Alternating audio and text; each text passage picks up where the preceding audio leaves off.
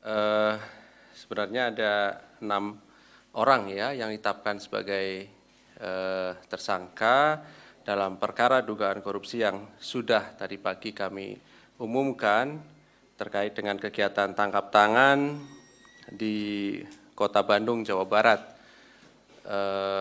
Di hadapan kita 4, yang 2 hasil dari pemeriksaan kesehatan ternyata positif COVID, sehingga nanti tidak ditampilkan dalam kegiatan kita di pagi hari ini. Baik, kami silakan Pak Nurul Gufron untuk membacakan beberapa poin-poin terkait perkembangan dari kegiatan tangkap tangan dimaksud. Kami silakan Pak. Bismillahirrahmanirrahim. Assalamualaikum warahmatullahi wabarakatuh. Selamat pagi, salam sejahtera untuk kita semua. Om Swastiastu, Namo Buddhaya, Salam. Kami tanggal 16 ini sudah bukan tanggal 15 lagi.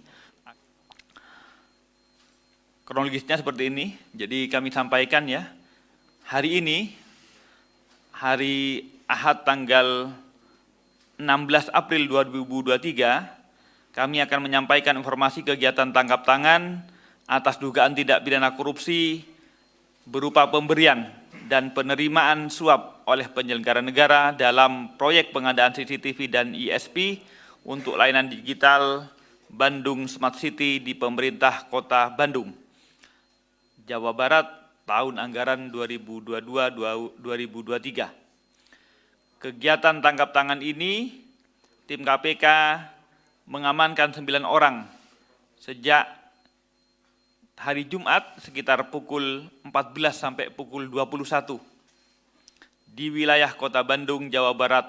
Adapun orang-orang yang kami amankan ada 9 orang. Pertama, Saudara YM, Wali Kota Bandung, periode 2022 sampai sekarang.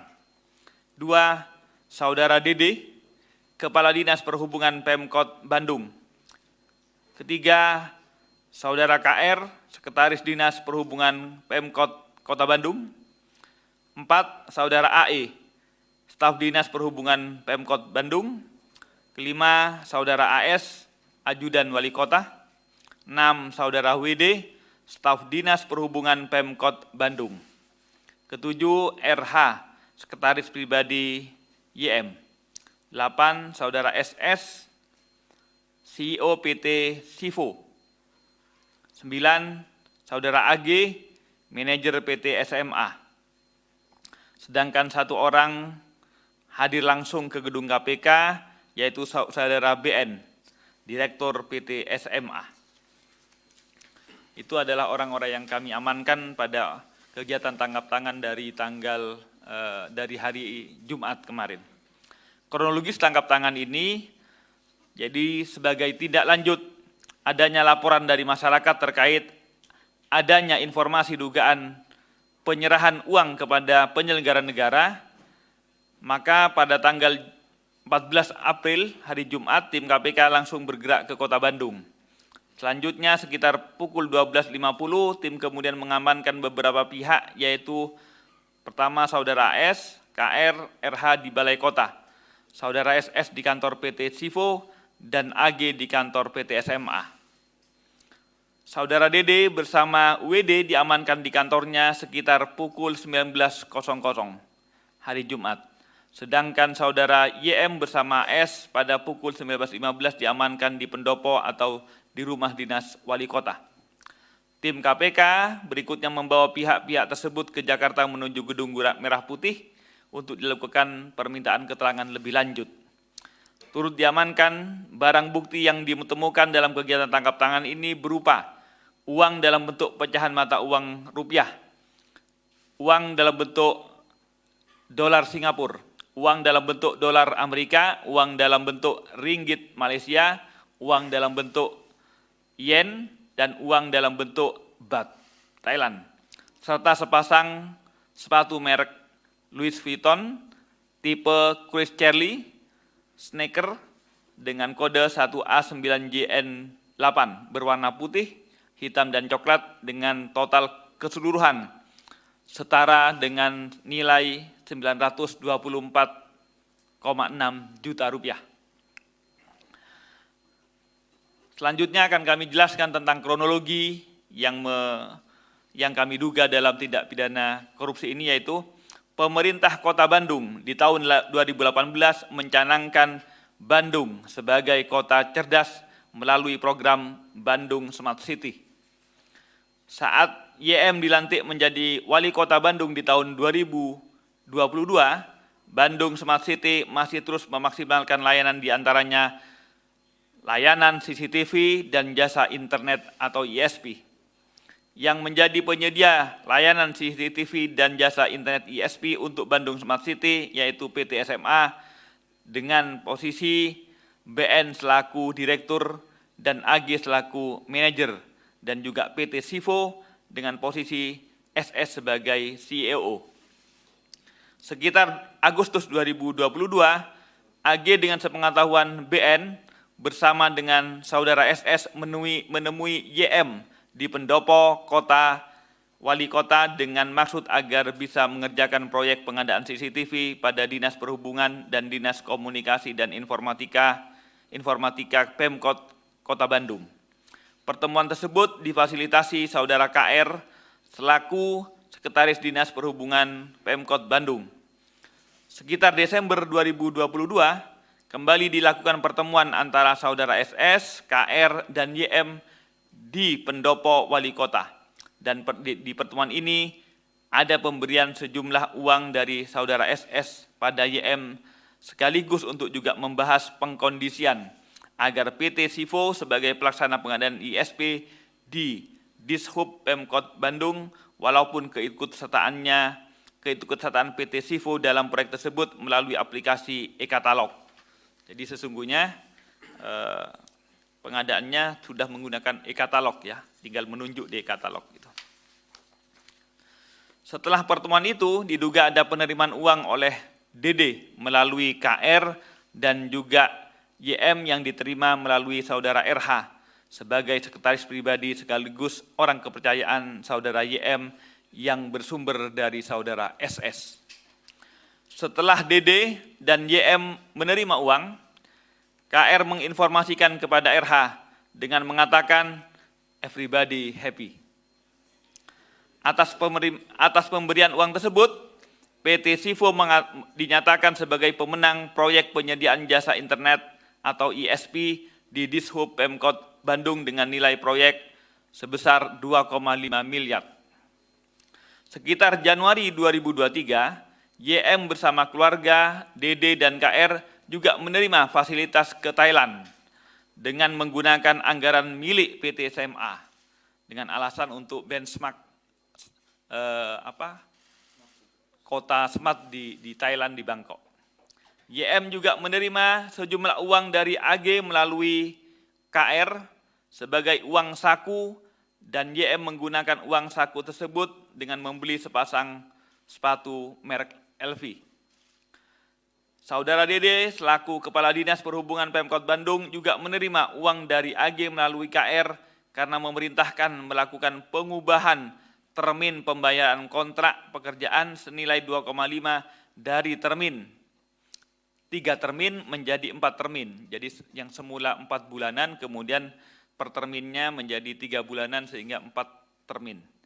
Dan setelahnya disepakati adanya pemberian uang untuk persiapan menyambut Lebaran di tahun ini.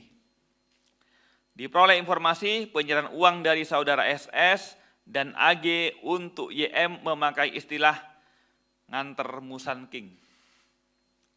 Sebagai bukti awal penerimaan uang oleh YM dan DD melalui KR senilai sekitar 924,6 juta. Dari pemeriksaan, tim KPK juga mendapatkan informasi dan data adanya penerimaan uang lainnya oleh saudara YM selaku wali kota Bandung dari berbagai pihak yang masih akan terus didalami lebih lanjut dalam pemeriksaan penyidikan. KPK atas kegiatan tangkap tangan ini kemudian menetapkan 6 orang tersangka, yaitu pertama saudara YM sebagai selaku wali kota Bandung periode 2022 sampai saat ini. 2, saudara DD, Kepala Dinas Perhubungan Pemkot Bandung. 3. Saudara KR, Sekretaris Dinas Perhubungan Pemkot Bandung. 4. Saudara BN, Direktur PT SMA. 5. Saudara SS, CEO PT Sivo. 6. Saudara AG, Manajer PT SMA. Para tersangka tersebut disangkakan sebagai berikut. Pertama, Saudara BN, SS, dan AG sebagai pemberi diduga melanggar pasal 5 ayat 1 huruf A atau pasal 5 ayat 1 huruf B atau pasal 13 Undang-Undang 3199 Jungto 20/2001 tentang pemberantasan tindak pidana korupsi. B. Saudara YM, Saudara DD, dan Saudara KR diduga sebagai penerima melanggar pasal 16 huruf A, pasal 12 huruf A, atau pasal 12 huruf B, atau pasal 11 Undang-Undang 3199 Jungto 20/2001 tentang pemberantasan tindak pidana korupsi.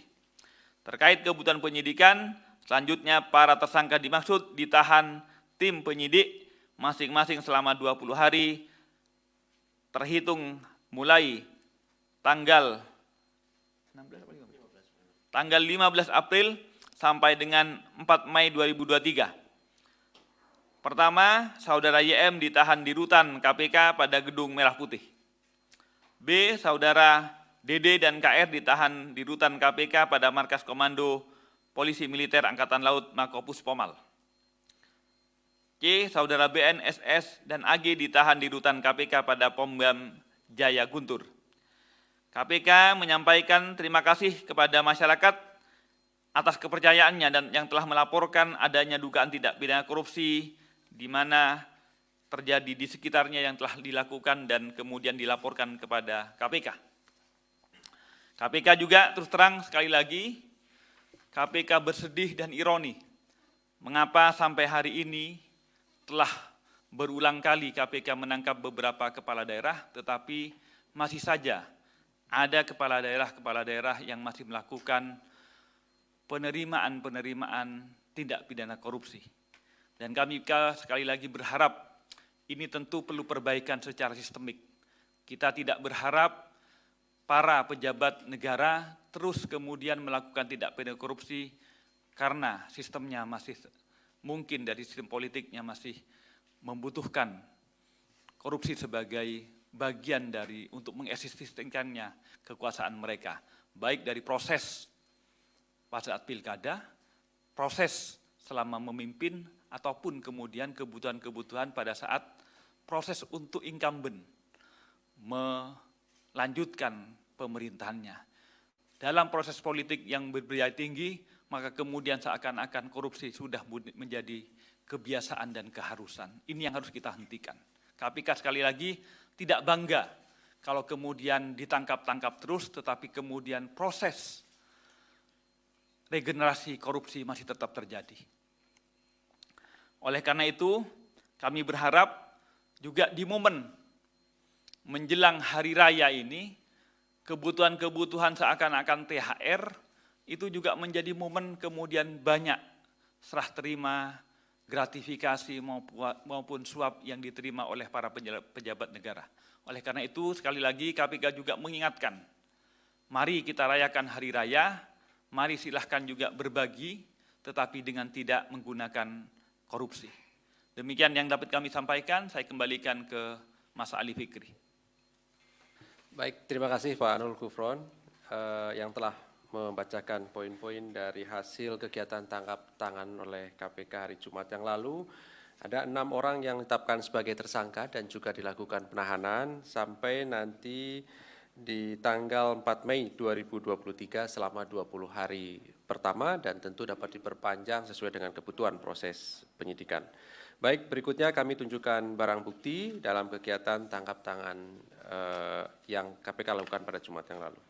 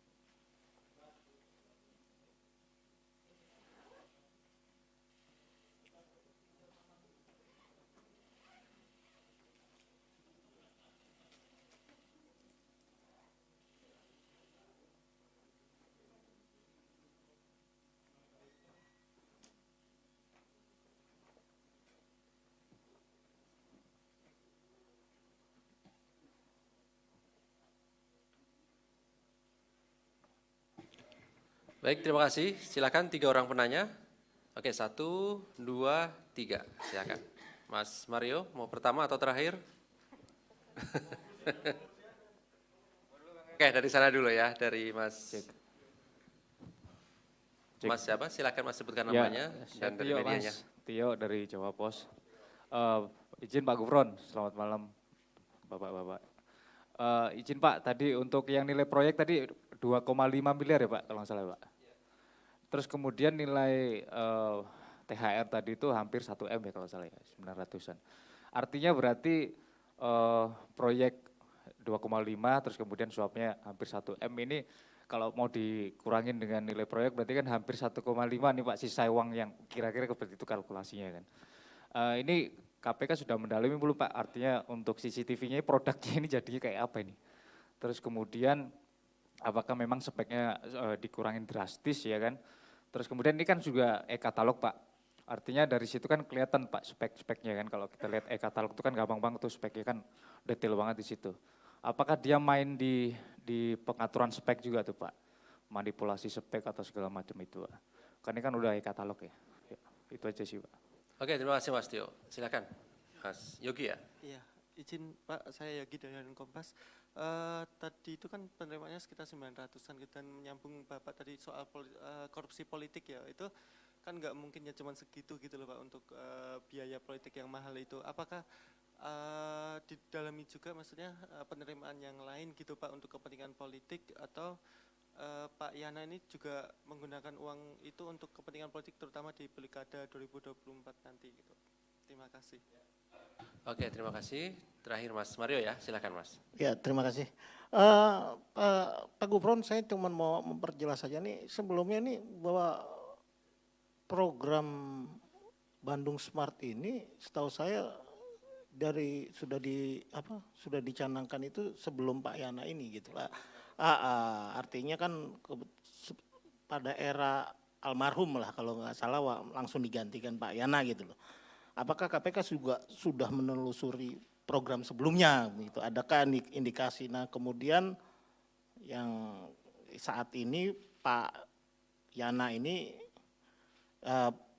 setahu saya meneruskan beberapa program yang sebelumnya dicanangkan. Apakah memang bahannya program Bandung Smart ini yang kemudian orang-orang di belakang jadi nggak smart ini ketangkep gitu loh? Atau memang ada program-program lain yang memang masih nyangkut gitu loh. Nah terus kemudian saya mau menanyakan apakah memang ini tidak ada pembahasan sebelumnya di legislator soal pembahasan anggaran. Sebenarnya apakah memang firm Kang Yana ini main sendiri berinisiatif atau memang ada kulon nuwun dari ya fraksi yang mengawal di sana gitu kan. Kita tahu Pak Yana ini dari fraksi mana gitu kan, mungkin di penganggarannya sudah ada yang mengawal. Apakah sudah sampai KPK melihat hal-hal seperti itu? Nah kemudian yang paling firm mau saya pastikan pertanyaannya itu selain program ini apakah KPK sudah mendapatkan dari penggeledahan awal itu soal proyek-proyek lain Mas Ali.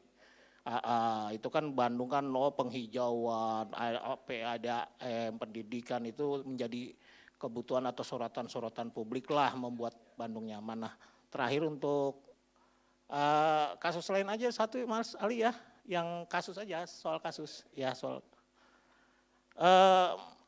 Saya mau nanya soal pengembangan kasus ini aja Pak Gufron, soal Kementerian SDM itu gimana penyelidikannya jalan nggak dengan hingar-bingarnya kemarin itu?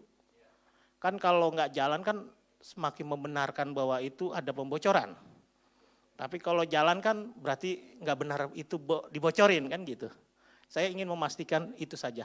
Makasih. Oke, terima kasih Mas Mario. Baik, saya beri kesempatan, barangkali masih ada. Oke, silakan, masih ada ya. Silakan. Pak nanti komen soal Lampung ya Pak. Loh.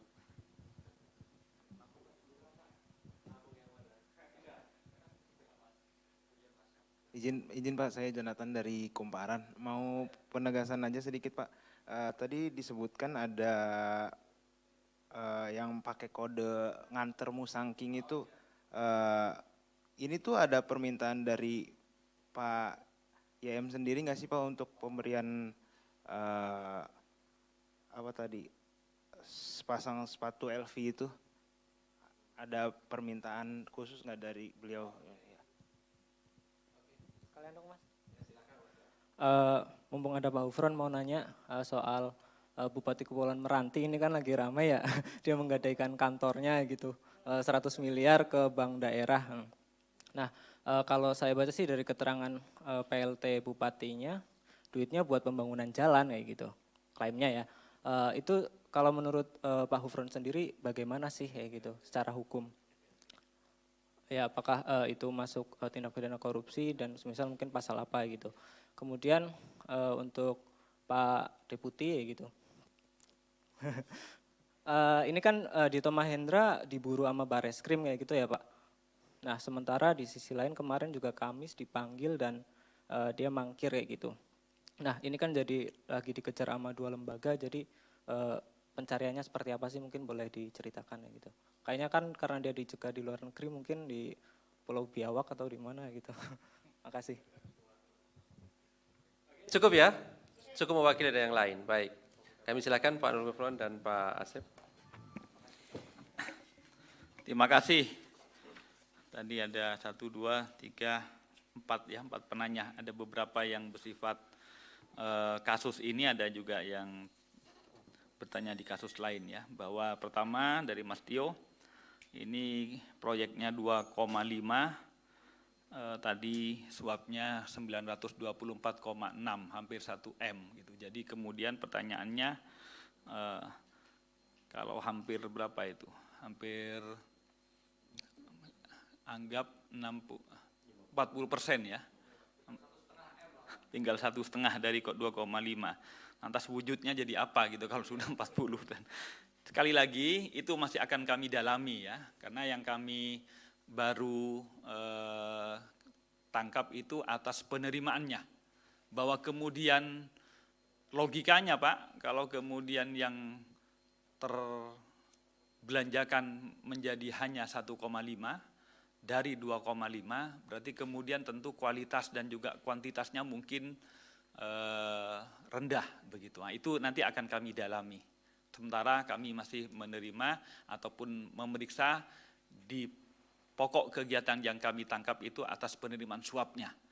Tentu kemudian biasanya ya bayangkan dari 2,5, 924 kembali, berarti kan pasti 1,5 itu terbelanjakan dalam baik kualitas maupun kuantitas yang tidak lagi memadai. Atau sebaliknya, memadai tapi memang di markup, memang di itu semua masih kemungkinan yang akan kami dalami. Itu kegiatan kami lebih lanjut. Bahwa kemudian Pak ini kan sudah menggunakan e-katalog, asumsinya barang ataupun juga harganya sudah pasti.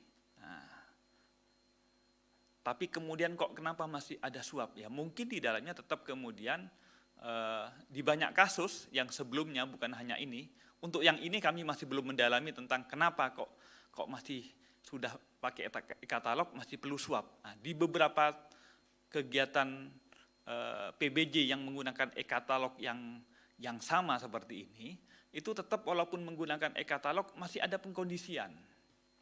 Nah, pengkondisian itu misalnya secara teknis maupun non teknis pada saat membutuhkan ataupun ada treatment-treatment yang membuat peserta ataupun pengupload yang lain itu tidak bisa memiliki karakter-karakter yang seakan-akan tidak memenuhi syarat. Nah, yang begitu-begitu nanti kami masih akan dalami ya, karena ini kami berkacamata atas PBJ yang menggunakan e-katalog yang sebelum-sebelumnya. Untuk yang kasus ini, kami masih akan mendalaminya. Itu dari Mas Tio.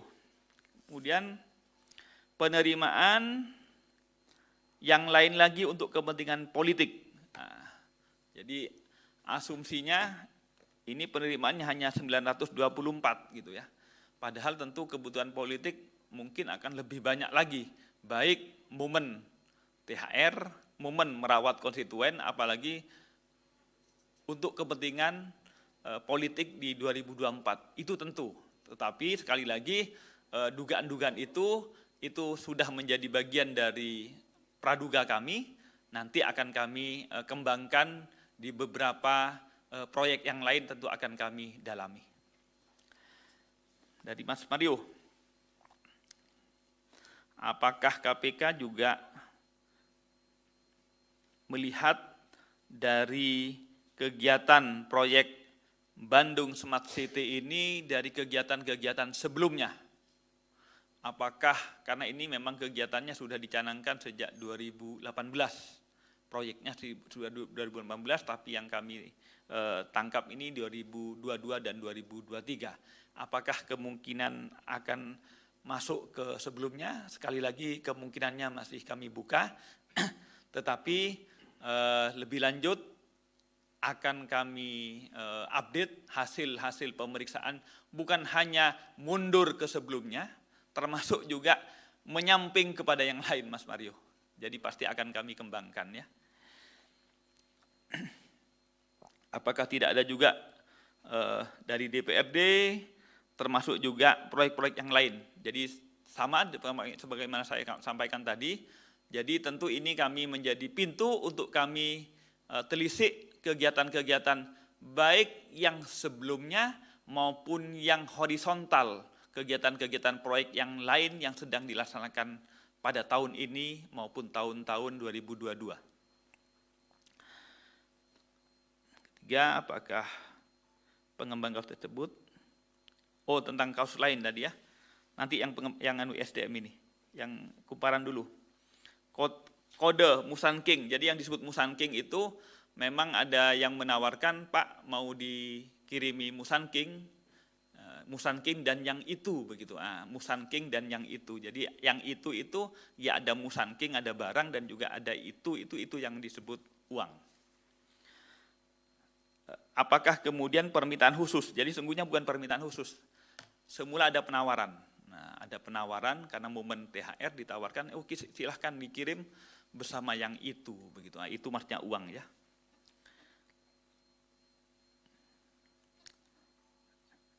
Ada itu yang berkasus dengan ini. Kemudian masuk kepada yang SDM. Bagaimana progres kasus?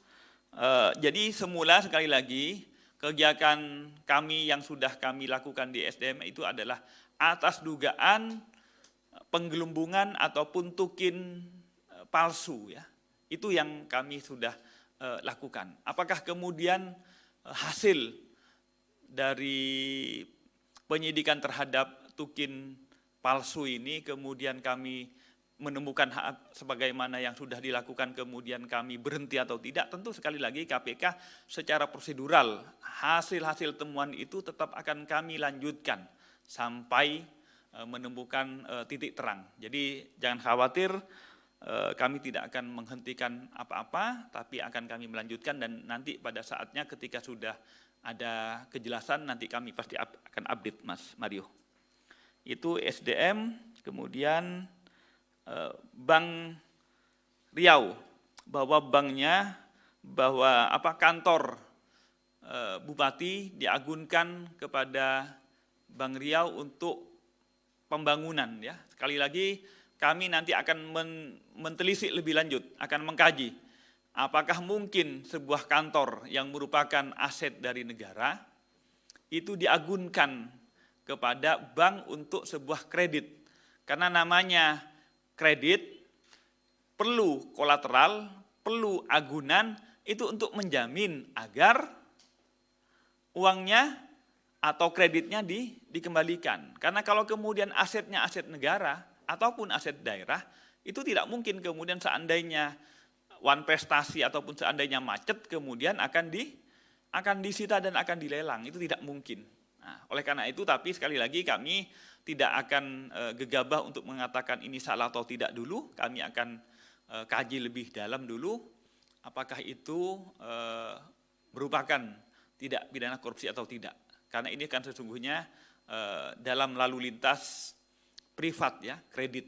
Nah, tetapi walaupun kredit, kalau yang diagunkan barang milik negara, BMN, itu apakah mungkin atau tidak, sekali lagi masih akan kami dalami lebih dulu. Saya kira itu. Selanjutnya tentang Saudara Dito, yang dipanggil di Bareskrim maupun di KPK, nanti Mas Asep untuk bisa menjelaskan. Silakan Mas Asep. Kalau juga ada tambahan yang lain, silakan. Siap. Terima kasih pimpinan. Menambahkan apa yang sudah disampaikan oleh Pak Gufron tadi terkait dengan Dito Mahendra.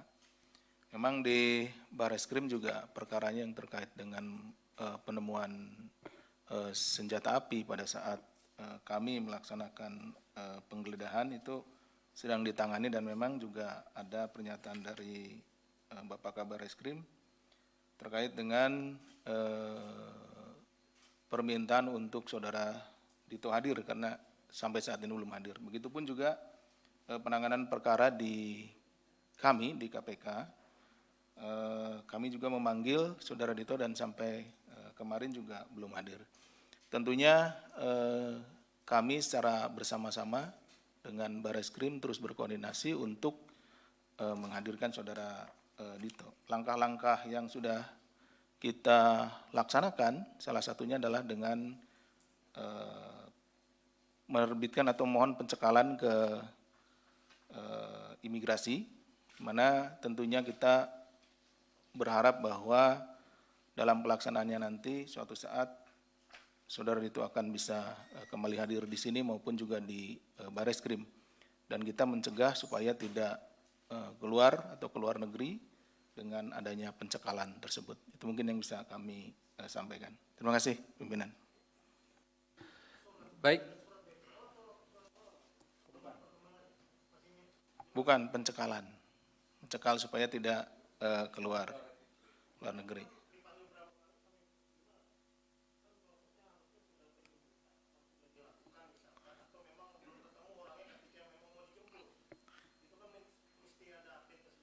Iya, jadi sedang kita cari koordinasi dengan Bareskrim bersama-sama, kita akan sedang mencari yang bersangkutan. Sampai saat ini barangkali nanti Mas Mario ada informasi, mohon disampaikan kepada kami. Ada di biasanya Mas Mario punya informasi seperti itu. nah betul itu. Saya kira cukup ya. Terima kasih. Terima kasih teman-teman kehadiran pada pagi hari ini. Terima kasih Pak Gufron, terima kasih Pak Asep, dan kami akhiri. Enggak, yang dua kan memang tidak kami tampilkan di sini, sehingga nanti ini keluar dulu, baru kemudian yang dua juga begitu. Sehingga yang dua kami berharap teman-teman tetap jaga jarak tentunya kan ya. Oke. Oh.